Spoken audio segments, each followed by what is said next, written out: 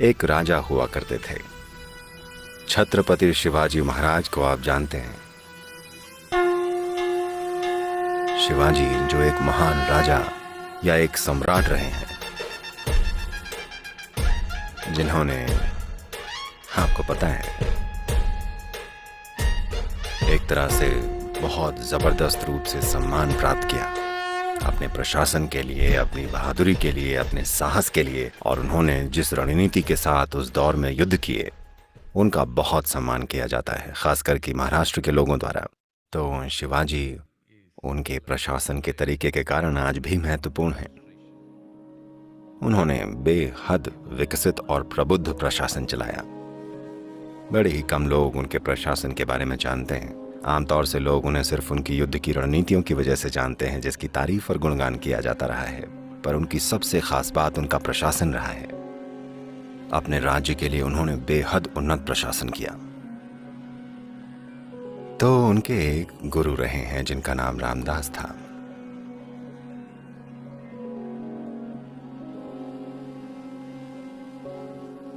एक दिन शिवाजी अपने महल की एक बालकनी में खड़े थे। उन्होंने देखा कि उनके गुरु हाथ में भिक्षा का पात्र लिए घर घर जा रहे हैं, भिक्षा मांग रहे हैं। फिर उन्होंने सोचा, ये मेरे गुरु सड़कों पर भिक्षा क्यों मांग रहे हैं?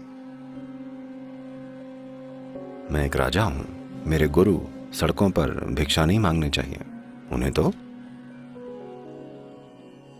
फिर उन्होंने बालाजी को बुलाया, जो कि उनके सहायक थे। उन्होंने एक चिट्ठी लिखी और भेज दी, जाइए और इसे गुरु के चरणों में रख दीजिएगा।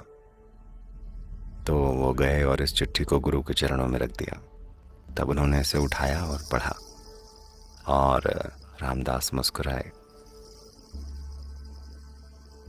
और अगले दिन वो महल में आए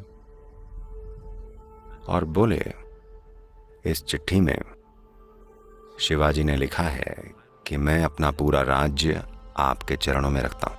आप इस राज्य और मेरे साथ जो भी करना चाहें वो कर सकते हैं।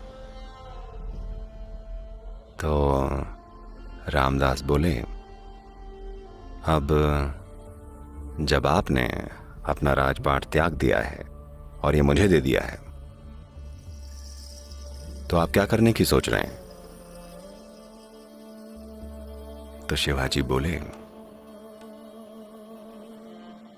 सद्गुरु जी, जो आप बोलेंगे, आप मेरे सद्गुरु हैं, आप जो बोलेंगे वो मैं करूंगा। और मैं सिर्फ आपके आसपास रहकर आपकी सेवा करना चाहता हूं, मैं बस यही करना चाहता हूं। फिर रामदास के पास एक और भिक्षा का पात्र था। वो बोले, ये लो। और दोनों सड़कों पे भिक्षा मांगने निकल गए, सम्राट और गुरु दोनों। लोगों ने, जब गुरु उनके घर पे आते थे, वो सोचते थे ये सिर्फ कोई भिक्षुक हैं और जो दे सकते थे वो दे देते थे। Now the emperor has come. With great respect, they gave whatever they could. अब सम्राट खुद आए हैं, बड़े सम्मान के साथ वो जो कुछ भी दे सकते थे उन्होंने दिया। ऐसा सिर्फ आजकल होता है कि जब कोई भिक्षुक घर आए तो लोग उन्हें पका हुआ खाना, बचा हुआ खाना और हर तरह की चीजें देते हैं। पर इस संस्कृति में, अतीत में ऐसा कभी नहीं किया गया था। वो सिर्फ सामग्रियां, अनाज देते थे, चावल, दाल, है ना, या कुछ ऐसा। तो अपना खाना वो खुद जाकर पकाते थे और खाते थे। तो जब उनकी भिक्षा मांगने का काम खत्म हुआ तो वो नदी के पास गए और गुरु ने एक साधारण सा खाना तैयार किया। उस दिन मिली भिक्षा की सामग्री से एक सरल सा खाना बनाया। और फिर उनके खाना खाने के बाद जो कुछ भी बचा हुआ था, शिवाजी ने, जो अब राजा नहीं है, खाया। फिर वो दोनों एक पेड़ के नीचे बैठे और शिवाजी ने मुस्कुराते हुए कहा, अब जब आपने मुझे केवल 24 घंटों में ही एक भिक्षुक में बदल दिया है, आप मेरे साथ और क्या करना चाहते हैं? तो रामदास बोले, इसको घेरव कहते हैं, भगवा रंग के कपड़े का एक टुकड़ा। उन्होंने ये भगवा कपड़ा उन्हें दे दिया। ये उनके शरीर पे था। इसे निकाला और शिवाजी को दे दिया और कहा, इसे अपने ध्वज की तरह इस्तेमाल करना। और वापस जाइए, देश पर राज कीजिए और इतना याद रखिएगा कि ये राज्य आपका नहीं है।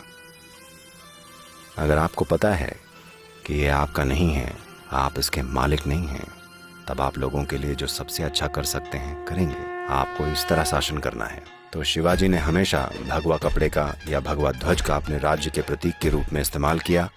And he administered his kingdom in a most enlightened way possible to run a kingdom.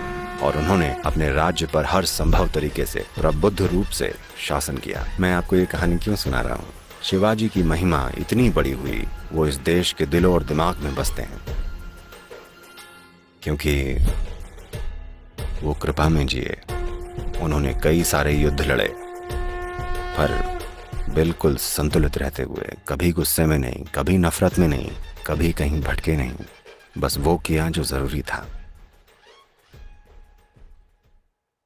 कृपा सबसे बड़ी शक्ति है जो आपके पास हो सकती है। एक बार जब कृपा आपके जीवन में आ जाती है तो हर छोटी चीज।